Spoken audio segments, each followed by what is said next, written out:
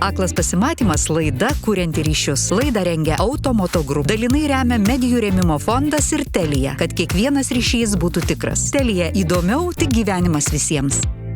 Sveiki ir sveikos, prie mikrofono Lina Žaltauskaitė ir Irma Jokštytė Stanevičienė. Labą dieną. Šiandien kalbėsim apie tai, kaip kuo mažesnėmis, lengvesnėmis priemonėmis savo padėti, kad niekas nekainuotų, bet būtumėm sveiki, laimingi ir nuostabiai gyventumėm. Tai pas mus svečiuojasi Lietuvos sveikuolių sąjungos prezidentas Simonas Dailidė. Sveiki, Simonai. Sveiki. Ir Sigita Labutienė, sveikuolių sąjungos valdybos narė. Sveiki, Sigita. Labą dieną. Sveikuolių sąjunga yra nevyriausybinė organizacija, taip? Taip. Taip. Gyvuoja jau virš 36 metų, taip? Taip. Taip. Labai sena organizacija. Ar jinai vienyje žmonės, kurie nori sveikai gyventi, ar jos misijoje yra ir to sveiko gyvenimo būdo sklaida? Tai kokia ta misija ir kokia ta vizija? Taip, kas ta sveikuolių sąjunga? Lietuvos sveikuolių sąjunga susikūrė byrant tarybų sąjungai, kai žmonės galvojo, kad jeigu jie sveikai gyvens, tai jie bus laimingi. Žodžiu, ir buvo dar momentas, kūrėsi ir bėgikų sąjunga, ir jie galvojo, jeigu jie bėgs, bėgios, tai jie bus visą laiką sveiki. Žodžiu, buvo toksai alkis žinioms, kurių trūko apie sveiką gyvenimą. Ir byrant sąjungai kažkaip žmonės vienijosi gal labiau ir dalinosi šitom žiniom. Todėl buvo didžiulė banga ir Palangos sveikatos mokyklos ir įvairios kitos sveikatos mokyklos, kurios jau pradėjo organizuoti, Ksavera Vaištarienė su Eduardu Girčiu amžinatilsė būdone. Tai buvo pradininkai 1976 metais susikūrė Vilniaus juvenologų klubas, ane? Tai jie buvo tokie pradininkai žmonės, kuriem čia rūpėjo ta sveikata. Tai jie sugebėjo išjudinti tokią didžiulę bangą, kuri atsirito ir iki šių laikų kažkiek pasikeitusi, bet mintis iš tikrųjų yra ne tik vienyti sveikai gyvenančius žmonės, bet ir skatinti visus aplinkinius gyventi sveikai, rinktis tą sveiką gyvenimo būdą, sąmoningą gyvenimą, dvasingesnį gyvenimą, kreipti dėmesį į amžinus dalykus. Man labai įdomu, kas nutiko jūsų gyvenime, kaip jūs atsidūrėte šitoje organizacijoje? Kas jūs patraukė? Kodėl jūs joje esat? Aš dar gal truputį grįžtant, dabar kelis kart jau važiuoju į Latviją ir ten važiuojam į būtent ledinės apie tai dar pakalbėsim, varžybas, Simonai, apie plaukimus. tos ledus dar pakalbėsim. Bet aš apie tą organizaciją. Pas mus kūrės Lietuvos sveikuolių sąjunga ir susikūrė daug tų sveikuolių klubų. Jie ieškojo, galbūt ir tos informacijos buvo mažiau rasti ir tose klubuose jie dalindavosi tą informaciją, keisdavosi, kviesdavosi kažkokius tai žmonės, kurie juos šviestų, jiems kažką tai pasakotų. O Latvijai kūrėsi ruonių klubai. Toksai įdomus išskirtinumas, kad pas mus tokie sveikuolių klubai, kur bendrai ten bėgimas, kažkokie dvasiniai dalykai, tas pats grūdinimasis, labai plačiai apie viską. O ten labai siaura niša, jie tik tai ruoniai, jie tik tai grūdindavosi. Ir yra tie klubai, kai jie atidaro renginį, susistato tą savo vėliavas, 86 metai, 91 metai, tie klubai nuo tada. Tai aš tai matau labai tokią paralelę. Pas mus kūrėsi tie klubai, pas juos kūrėsi ruonių klubai. Tai toksai, jie tenais turi ir žiemos plaukimo federaciją ir tas jungia tos klubus. Čia sakyčiau atitikmuo Lietuvos sveikuolių sąjunga. Pas mus yra jungia tos klubus, o ten jungia tiesiog ruonių klubus. Gerai, tai Simonai, tai kaip atsidūrėt? Ir ką reiškia būti tuo sveikuoliu? Man kažkaip... Kaip atsidūriau? Aš papuoliau į stovyklą. Taip sakant, gan jaunam, ankstyvam tokiam amžiui papuoliau į stovyklą. Pats atvažiavai ar tėvai atvežė? Mane tėvai atvežė. Apgaulės būdu mane atvežė į sveikuolių stovyklą. Sako, prie jūros savaitę pabūti, gal patiks taip kažkaip mįslingai. Galvoju, tai kažku patiks, kaip prie jūros nepatiks. Atvažiavau, ten buvo sveikuolių stovykla. Tai pradžiai toks buvo atmetimas, čia kažkokia nesąmonė, neįdomu, nedalyvausiu, bet taip pat... Tau buvo 16 tada? Man buvo 16, turbūt taip, ar 17. Tai taip, papuoliau. O paskui viskas labai natūraliai tiesiog surutuliojas, ten pradėjau savanoriauti, paskui kitą stovyklą važiavau, tada savanoriauti, paskui pradėjau ten dirbti. Vienu žodžiu, sveikuoliai užkrėtė savo virusu. Jeigu 16 metų jaunuolis nepabėgo, vadinasi gerai viskas. Na, aš toks jaunuolis buvau maištingas labai nuo 12 metų, aš tokį gyvenau maištingą gyvenimą, tai mano tie 16 jau buvo tokie, truputį vyresnio amžiaus. Sigita, kaip jūs patekot? Kas jūs atvežė? Man gal visą laiką buvo įdomi ta sveika gyvensena, nes arba kitokia alternatyvus prieimas prie sveikatos, mano seneliai, močiutės, proseneliai niekad nevaikščiodavo pas gydytojus, visą laiką gydydavosi patys, mes nuo pat mažens rinkdavom uogas, lapus, džiovindavom, arbatas darydavom, toks kažkoks buvo tas lašelis toksai, to pajautimo, kad galima kitaip, ar ne, savo padėti. O aš gyvenau Ukmergėj ir visą laiką norėjau, girdėjau tie sveikuoliai, kas tie sveikuoliai. Ir ten vieną, žinau, ten kažkoks tai buvo pirmininkas Ukmergės klubo, jau norėjau, laikraštį matydavau, man labai buvo smalsu. Ir po to aš tiesiog sugalvojau, kad pamačiau, kad yra stovykla, netyčia sužinau moterį, tokia sulčių stovykla, buvo 10 dienų sulčių stovykla. Ir aš galvoju, varysiu į tą stovyklą. tai ten susipažinau su nuostabiai žmonėm, ten prasidėjo, ten gavau pirmą žinutę, nes aš nešiau -7 dioptrijų akinius, ne? Ten gavau pirmą žinutę iš mokytojo, kad yra pratimų Sigita, kuriais galima regėjimas tvarkyti, ar ne? Tai tokių daug labai dalykų ir prasidėjo ir jie nuolat. Ir čia tam nėra galo, tai sveikai gyvensenai nėra galo, nes visi serga, net ir sveikuoliai serga, visi turi ten kažkokių, visą laiką yra kažkur tai tau nardyti ir gilinti. Kol esi gyvas, esi procese. Taip, visiškai. Tai tas sveikuolis, kaip jūs sako, kas yra tas sveikuolis, ką reiškia jo būti, tai iš tikrųjų yra suformuluota mūsų pirmtakų tokia kaip ir malda, ką reiškia būti sveikuoliu. Aš jos mintinai tikrai nežinau, bet esmė jos yra ta, kad sveikuolis yra tas žmogus, kuris kiekvieną dieną su didelė kantrybė, atsidavimu daro tai, kas palanku jo sveikatai, kažką tai dėl savęs, ar ne?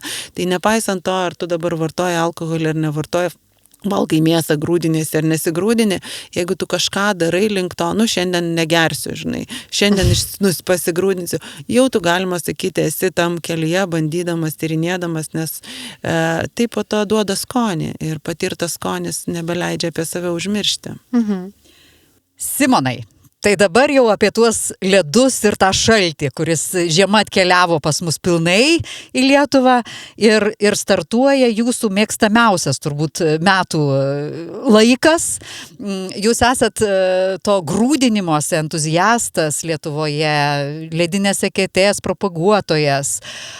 Tai ką gero duoda tas lindimas į tą šaltą vandenį žmogui? Aš norėčiau iš karto užbrėžti, tai mano mėgstamiausias laikas tai vasara yra šiaip. O atrodo priešingai. Atrodo taip, nes taip, kad radau tą maudymas ir man tikrai labai praskaidrina visą tą žiemą, tas maudymasis ir savo būry, ruonių, aš tą irgi matau, kad jie kažkaip tai atrado tą naują hobį ir tu žiemą gali mėgautis tą žiemą. Jeigu nėra gražiai, yra sniegas, yra ledas, tada tu tikrai tuo mėgaujas. Ne šiaip tai, tu sėdėtum ten namuose, kažkur tai gal išeitum, tiek daug veiklos neturėtum, kiek gali jos atrasti dabar, nerdamas į tą šaltą vandenį. Tu turi tada tokį hobį, rutiną, susitinki savaitgaliais su tais žmogėmis, su tais ruoniais ir padarai mankštelę, išsimaudai, paskui toliau pabendrauji. Jeigu ten yra gera žiema, tai yra daugiau tos veiklos, ten tą eketę reikia pasiruošti, įsivalyti. Ir šiaip prisigalvoju visokių tada dalykų su tom eketėms. Kažkur važiuoju, kažkokią tai kelionę, kažkokią tai kitą bendruomenę susitikti. Bet jeigu smarkiau apie tą grūdinimąsi. Ką gero duoda? Ir kaip jam pasiruošti? Tai pasiruošti paskiau. Pirmiausia, ką duoda. O jeigu jau gero duos, tai tada priruošimės. O jeigu neduos, pasiruošti.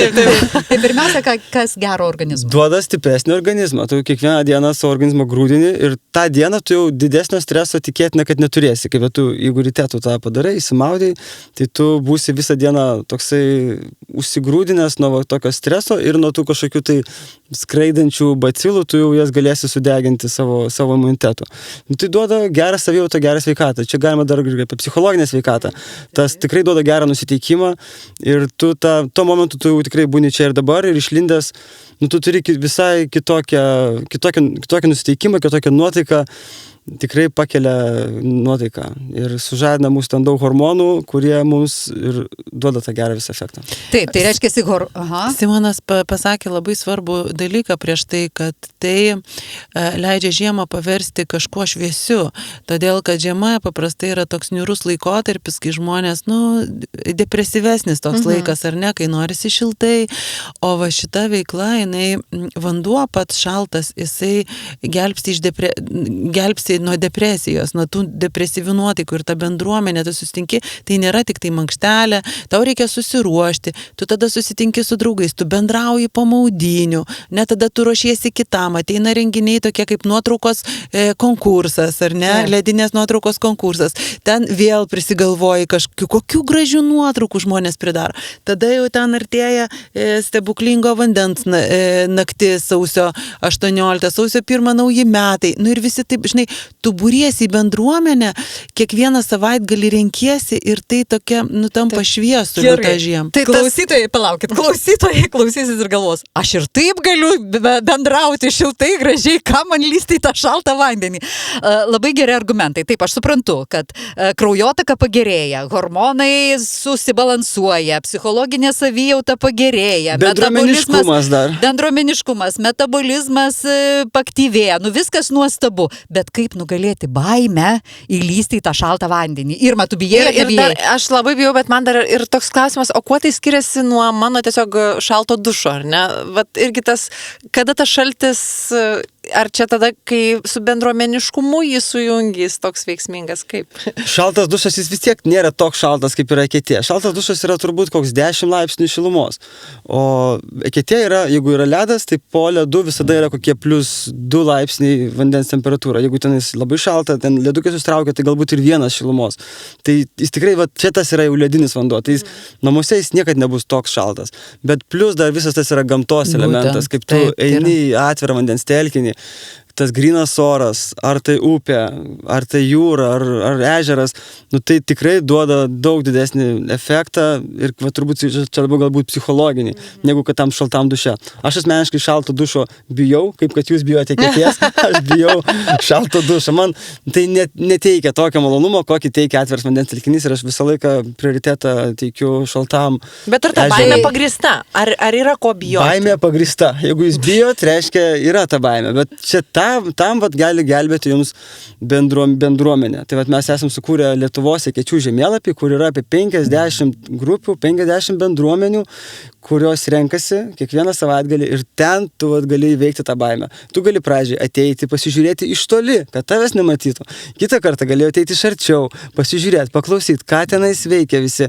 Paskui galbūt 3 kartą su kažko pakalbėsi. 4 kartą gali jau nusiausi batus. Ir tai po truputį gali... Ir tu matysi tos žmonės, tu matysi, kad nieko čia baisaus, kad čia viskas, aš irgi galiu čia būti. Pasikalbėsiu su kitais, jie sakys, oi, aš čia prieš savaitę tik tai atėjau ir man labai patiko. Ir taip gali atrasti. Ir sakau, yra Lietuvoje 50 tų miestų, kur gali kiekvienas prisijungti. Visi, kas klausot, galite parašyti Eketė Biržuose, Eketė Pasvalyje, Eketė Vilniuje, Eketė Kaune, Eketė Jurbarke, Eketė Tauragėje. Ir greičiausiai, kad jūsų miestas ten bus. Puiku, bet jeigu žmogus abejoja, ar jūs patarėt, kad vis dėlto jeigu žmogus bijo rizikuoti, kad galėtų pasitarti su savo šeimos gydytoju?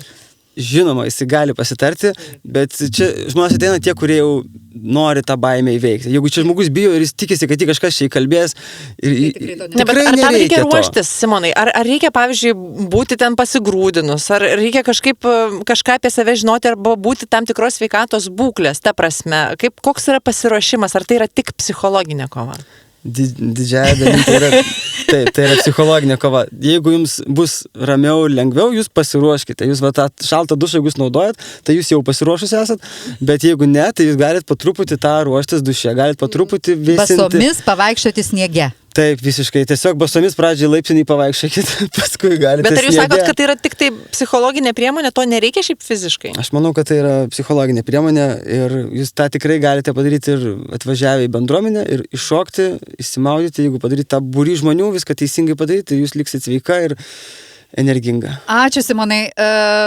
Noriu trumpai, kad pristatytumėt Trakuose jūs kiekvienais metais darot, ar ne? Kažkokį super kažkokį daro. Super kažkokį tai renginį, kuris turi didelį atgarsį ir ne tik iš Lietuvos, bet ir iš užsienio atvažiuoja žmonės išbandyti šitą ekstremą. Šiemet yra 10 metai, kaip aš asmeniškai aktyviai maudausi, grūdinusi ir kviečiu kitus prisijungti. Tai šiemet mes turim 10 renginių, kurie per šią žiemą jau vienas praėjo, jau buvau Latvijai, dabar bus, aš taip dabar visų gal iš eilės neatsiminsiu, bet gruodžio 1 bus žiemos atidarimas, tai kviesim visus atidaryti žiemą ir maudytis visą tą žiemą.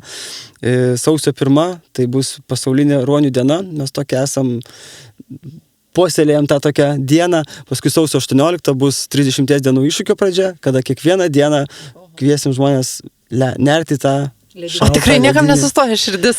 Dar niekam nesustoja. Ai, gerai. Tai Palangos ruonių maudynės, kur yra masinis renginys, kuriam beveik 40 metų, kur visi suvažiuoja iš visos Lietuvos ruoniai ir ten neriam visi kartu į jūrą. Tai tikrai tas renginys toks yra įspūdingas ir kur galima netgi pirmą kartą, jeigu tu nesimaudėsi, tave ta minė tiesiog įneš į jūrą. Tas minios jausmas, jisai tikrai labai stipriai palengvina tą visą, tas kančias, taip sakant, jeigu jos yra. Ir Trakuose? Trakuose vasario 21 dieną bus atviras Lietuvos žiemos plaukimo čempionatas. Dabar pakeitėm pavadinimą, mes seniau vadindavom 25 metrų plaukimas. Bet dabar tai nebe tik 25, mes dabar plauksim 25, 50, 100. O Dieve. 450 ir kilometrą. Tai ledinių vandenį. Ir bus tokių žmonių, kurie tiek nuplauks. Bus. Jau man klausė, ar gal padarykim. Tai sakau, gerai padarom. Užsifiksuokim šitą datą ir patikrinkim, ar ten jie tikrai išgyveno. Nedaug kur vyksta kilometro plaukimas. Čia yra jau toks retas, pasaulyje nedaug kur. Tai yra retas dalykas, tai labai ekstremalus dalykas. Ten jau 450 metrų neleidžia plaukti bet kam. Tu turi turėti rekomendaciją į savo ruonių klubo, kad tu gali tiek būti, kad čia tau daktaras joks neduos rekomendacijos. Tik tai bendruomenė turėtų duoti tą. Ar teisingai aš žinau, kad kai vyksta plaukimas, apačioje yra saugo narai? Plaukiančiuosius dugne, sėdi ežero dugne ir dugne, jie sėdi po vandeniu ir stebi, kad viskas būtų saugu. Gelbėtojai ant kranto vaikšto ir po vandeniu. Taip, ir dar yra medikų šalia ant kranto. Taip. Saugumas yra užtikrintas, tai tavo laikas skaičiuojamas. Bet ten jau reikia pasiruošus būti. Tu visą laiką stebimas, tau, kaip plaukiu 450 metrų, tau rodo, kiek tu nuplaukiai. 25, apverčia kortelę, kad tu matytum, nes tu plauki, tu pameti tą skaičių. Šiaip, jeigu 450 metrų yra apie 10 minučių plaukimo. Kilometras tai yra apie 20-30 minučių plaukimo lediniam vandenį. Man jau darosi baisu ir aš galvoju, kad šitą temą gal mes jau kažkaip tai imkim ir taip, čia yra ekstremalu, čia yra jau vienetai žmonių taip gali daryti. Aš noriu dabar pakalbinti Sigitą. Sigita, jūs esat regėjimo, natūralios regėjimo korekcijos metodikos, filosofijos skleidėja, nešėja Lietuvoje. Ir kokiais autoriais jūs remiatės ir koks pagrindinis šių metodikų raktas? Iš tikrųjų, tema labai aktuali ir rega. Žmonių vis daugiau susiduria su regos problemom ir neužtenka vien tik tai konstatuoti, kad regos problemų daugėja ir jų sunkėja būklės, ar ne? Tačiau niekas negali pasiūlyti kažkaip, kaip sustabdyti visą tai, kaip pagerinti, kaip duoti žmonėm įrankius. Tai mažai kas žino, bet tie, kas domisi, tikrai žino, tai yra Vilhelmas Horacijus Beicas, mano mokytojų ir mano požiūriu, tai yra genijus, gydytojas oftalmologas, kuris dirbęs tradicinę praktiką taikęs ar ne, pastebėjo, kad vis dėlto tai neveikia ir yra būdų kitokių, kurie padeda žmonėms tą regėjimą susigrąžinti. Ir tai čia tas pirmas, vadinkim, pasaulinio masto genijus, kuris paliko daugybę mokinių po savęs ir jisai gyveno 19 amžiui, jo jau dėja nėra, bet paliko nuostabių veikalų, mokslinių straipsnių, savo žurnalus ir daug mokinių, kurie iš kartos į kartą perdavinė šitas žinias, ar ne? Tačiau dabar taip pat pasaulyje gyvena unikalių žmonių, kurie moko žmonės ne tik net kaip susigrąžinti regėjimą, kuris buvo, bet net kai regėjimo nebuvo, jį susikurti. Tai yra iš tikrųjų naujai susikurti. Ne, tai čia mes vadinam stebuklai, žmonės dažnai vadina stebuklais to, ko nesupranta arba kam žinių neturi. Ne? Tai jeigu yra jau tokių pavyzdžių ne vienas, tai reiškia įmanoma kažkam taip pat, bet tai irgi unikalų žmonės, kurie paskyrė savo gyvenimą tam. Ne čia prioritetų klausimas. Tai tos metodikos... Kokie tie būdai? Aš papasakosiu trumpai, bet tie žmonės yra, dabar jau jie gyvi, kaip mano mokytas Meiri Schneideris, kuris yra išleidęs knygą jau daugybę pasaulio kalbų išversta, ar ne, jis gimė aklas ir mokėsi aklųjų mokyklai, o dabar vairuoja automobilį, mes buvom neseniai prieš 3 savaitės susitikę, jisai pasigyrė, kad prieš porą mėnesių atsinaujino vairavimo teisės be jokių apribojimų, vėl 5 metams jau. Bet ta knyga lietuvių kalba išleista, taip. Kaip jį vadinasi? Knyga vadinasi Gyvenimas grąžinantis regėjimą. Tai nuostabus vadovėlis, iš tikrųjų ir įkvepiantis pavyzdys. Ar ne, visai neseniai sutikau tokią Sandra Pazas iš Argentinos, kuri dabar mano naujas įkvėpimo šaltinis, kaip jinai dirba su kūdikiais, su vaikais, kuriuos įvairiom stimulacinėm priemonėm sukuria tos naujus neuroninius ryšius tarp smegenų ir kūno dalių kitų, ar ne, kad mes vadinam stebuklingai, bet kūnai yra mūsų iki galo tikrai neištyrinėti ir tas, kas nesukūrė žmogaus kūno, niekada negalės pasakyti, kaip jisai veikia, ar ne. Tai tie tokie pavyzdžiai, kaip žmonės sugeba pakilti iš savo tų negalių arba diskomforto kažkokio, tai yra labai labai gražus. Tai kokie tie būdai, tai tikrai nėra akiniai, operacijos ar lašiukai. Tai yra tiesiog darbas su savimi ir tai yra fiziniai pratimai.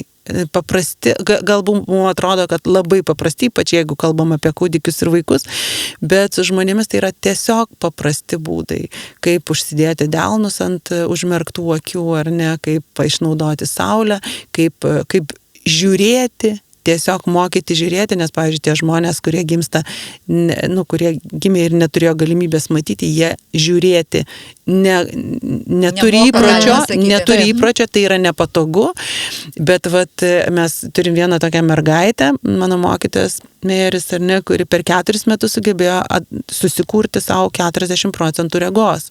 Vien tai, kad sudomino ją žiūrėjimu, kaip kam žiūrėti, jeigu tu nematai, ar ne? Bet jeigu tu vis pradedi žiūrėti, nagrinėti, tai tie neuroniniai ryšiai kuriasi ir smegenys yra, jos pasiduoda tam, ar ne? O paprasčiausi būdai, ar ne, kad kaip sustabdyti ten kažkokį ligos progresavimą, tai atsipalaidavimas yra ir atsipalaidavimas, regos sistemos atpalaidavimas.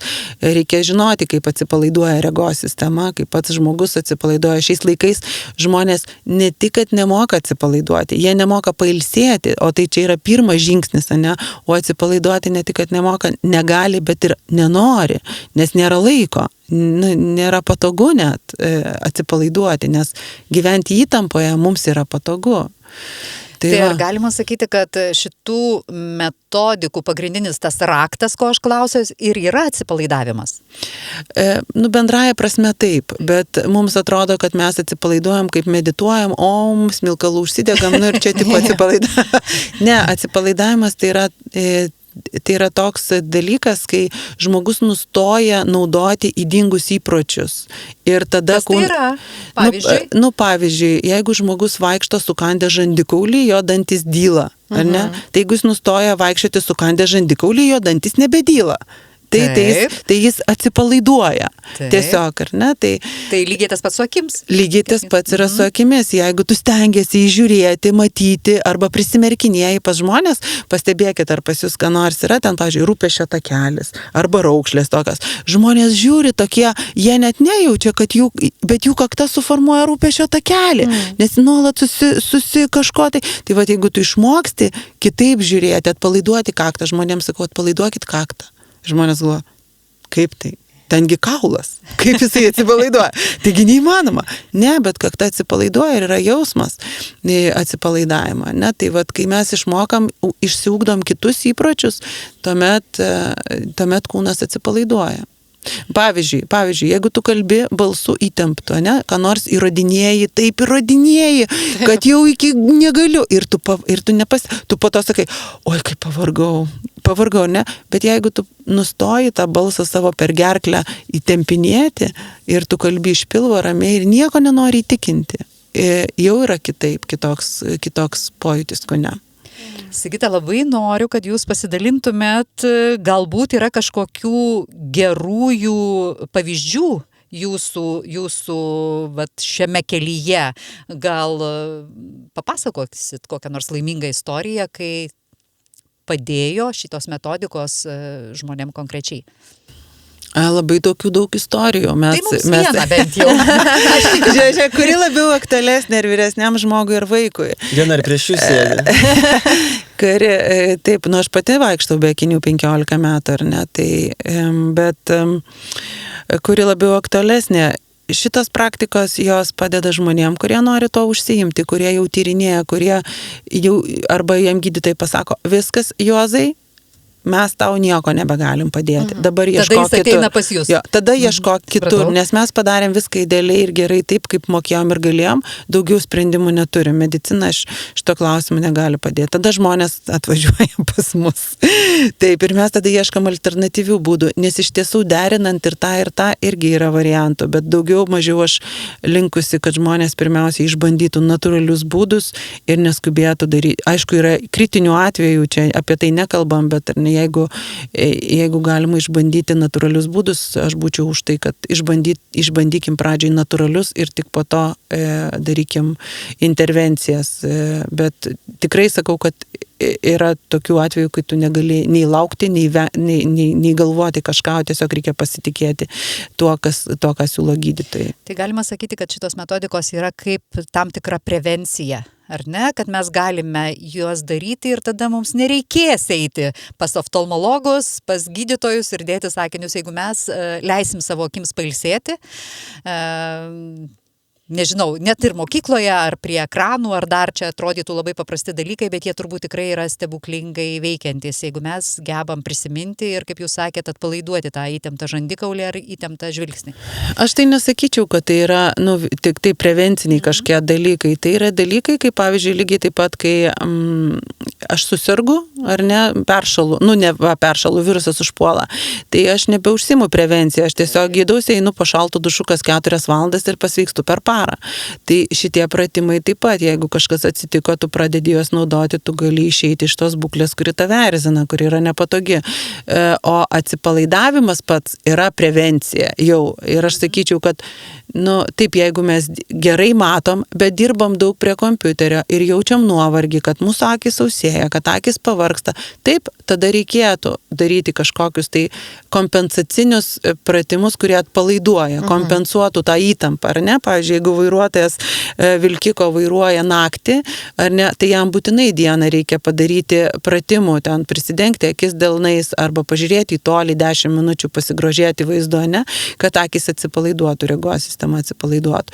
Tai vat būtų tokie prevenciniai, sakykime. Bet jeigu ir atsitiko kas nors, pavyzdžiui, vaikas pradėjo žvairuoti, suaugusiam žmogui atsitiko katarakta, glaukoma, šitie pratimai nėra prevenciniai, jie yra tai, kas gali padėti išeiti iš šitos būklės, be lašiukų, be operacijų ir be kažkokių kitų sudėtingų intervencijų. Ar jūsų programos yra prieinamos visiems žmonėms, ar žmonės su negale gali atvykti ir dalyvauti? Geras klausimas. Jeigu kalbam apie stovyklas, tai pas mus iš tikrųjų atvažiuoja įvairių būklių žmonės, jeigu sudėtingesnių atvažiuoja su asistentais. Simonai, ar į Eketės ateina žmonės su negale?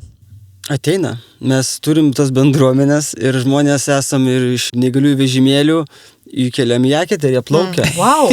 Mes, taip.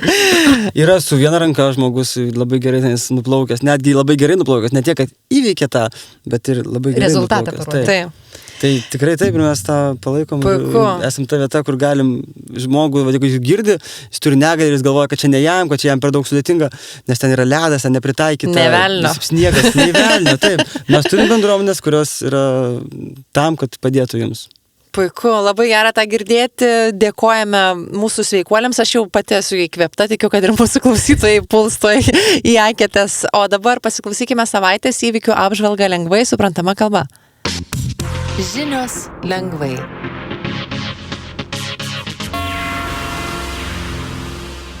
Šiandien žiniose lengvai suprantama kalba išgirsite apie ekstremaliąją padėtį Lietuvoje, Eurovizijos dainų konkursą, Lietuvos nacionalinės kultūros ir meno premijos laureatus ir apie didinamas išmokas tėvams.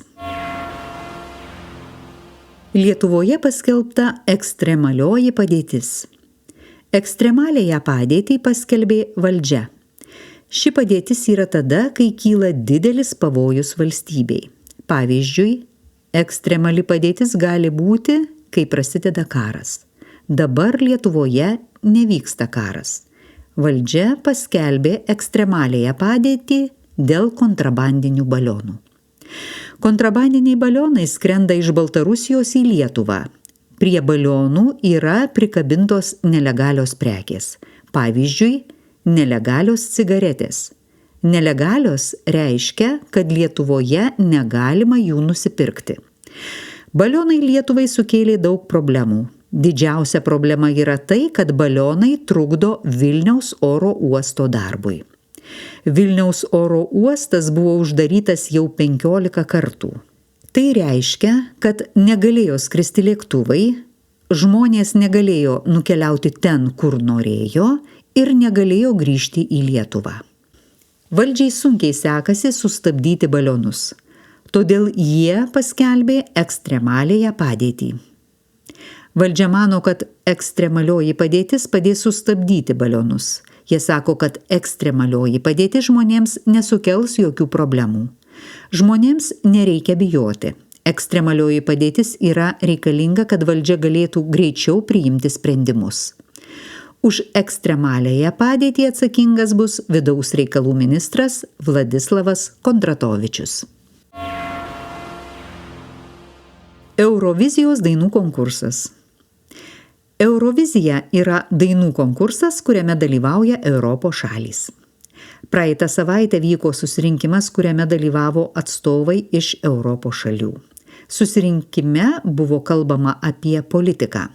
Eurovizijos organizatoriai sako, kad Eurovizija yra muzikos projektas, o ne politikos. Eurovizijoje dalyvauja Izraelis. Šiuo metu Izraelis dalyvauja kare. Kai kurios šalys mano, kad Izraelis turėtų nedalyvauti Eurovizijoje. Susirinkimo metu vyko balsavimas, ar Eurovizijoje gali dalyvauti šalys, kurios kariauja. Karas yra politika. Dauguma šalių balsavo, kad Eurovizijoje neturi būti politikos. Todėl negalima uždrausti šalims dalyvauti Eurovizijos dainų konkurse dėl politikos. Balsavimą kritikavo 4 šalys – Ispanija, Nyderlandai, Airija ir Slovėnija. Šios šalys nenori, kad Izraelis dalyvautų Eurovizijoje. Šalys kritikuoja Izraelio veiksmus Gazoje. Jos mano, kad Izraelis elgiasi blogai, todėl Izraelis neturėtų dalyvauti Eurovizijoje. Vis tik kitos šalys nepritarė. Jos mano, kad Izraelis gali dalyvauti Eurovizijoje. Dėl to 4 šalys – Ispanija, Nyderlandai, Airija ir Slovėnija – nusprendė kitais metais nedalyvauti Eurovizijos konkurse. Skirtos Lietuvos nacionalinės kultūros ir meno premijos. Kultūros ir meno premija yra apdovanojimas. Jis yra skiriamas žmonėms, kurie sukūrė vertingus meno kūrinius ir prisidėjo prie Lietuvos kultūros. Pirmiausiai žmonės ir organizacijos siūlo kandidatus, kurie galėtų gauti premiją. Vėliau komisija balsuoja. Komisija išrenka, kam skirti kultūros ir meno premiją. Šiemet buvo skirtos 6 premijos.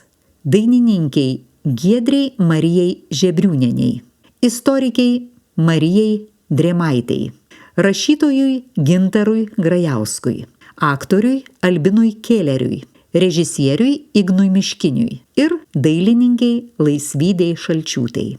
Šie žmonės gaus premiją, tai reiškia, kad jie gaus pinigus, diplomus ir ženklelius. Premijos bus įteiktos 2026 m. vasario 16 d. Didinamos išmokos tėvams. Seimas priėmė pakeitimus dėl išmokų tėvams. Iki šiol valdžia skirdavo išmoką tėvams, kai jiems gimdavo vaikas. Tai reiškia, kad tėvai gaudavo pinigus. Seimas nusprendė padidinti išmoką. Tai reiškia, kad tėvai gaus daugiau pinigų. Taip pat daugiau pinigų bus skiriama ir vaiko išlaikymui. Didesnės išmokos bus mokamos nuo 2026 m. birželio mėnesio. Valdžia tikisi, kad pakeitimai padės šeimoms ir skatins auginti vaikus Lietuvoje. Žinias lengvai suprantama kalba rengė Skirmantė Sakalauskaitė ir Irma Jokštytė Stanevičienė. Žinias vertino Olga Podzemelnaja ir Robertas Medveckis. Žinias skaitė Lina Žaltauskaitė.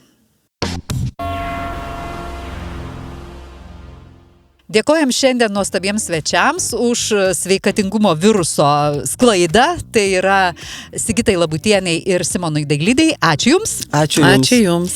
Dėkojam visiems klausytojams ir klausytojams. Susitiksime lygiai po savaitės, kitą sekmadienį. Iš ryto Eketėje, o po to 13 val. Laidoje Aklas pasimatymas. Čia buvo Lina Žaltauskaitė ir Irma Jokštytė Stanevičienė. Likite sveiki ir sveikos. Sudie. Aklas pasimatymas laida kurianti ryšius. Laidą rengia Automoto Group. Dalinai remia medijų rėmimo fondas ir Telia, kad kiekvienas ryšys būtų tikras. Telia įdomiau, tik gyvenimas visiems.